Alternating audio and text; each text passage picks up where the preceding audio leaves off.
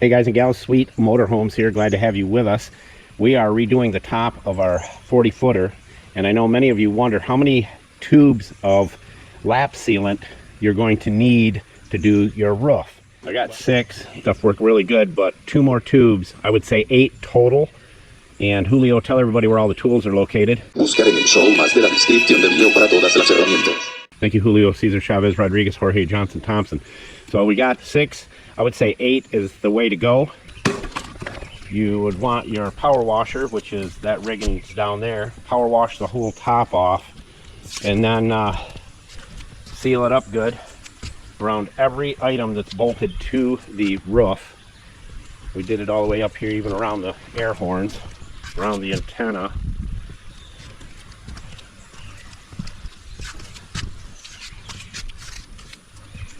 If you have replaced your refrigerator, taken out the gas, electric, and put in a residential, it's a good idea to close off the vent on top. And what we did is use butyl tape, which is this kind of tape here that you tape things down with.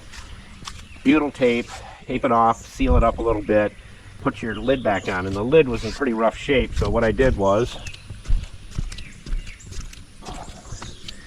I repainted it and clear coated it, so it came out pretty good, quite shiny actually. And I got some stainless steel screws, and that'll go right back on here, because what happens is in the winter when you're driving in the colder weather, the cold air blows in there and the refrigerator will stop working because it gets too cold in there. You don't really need a whole lot of area for the heat of the refrigerator to come up out of there. This was mainly for the venting of the gas refrigerator, if you had, you know, propane refrigerator. But the vent door on the back side, on this other side over here, has screen on it, so it can vent well enough. And these are the screws that I'm using.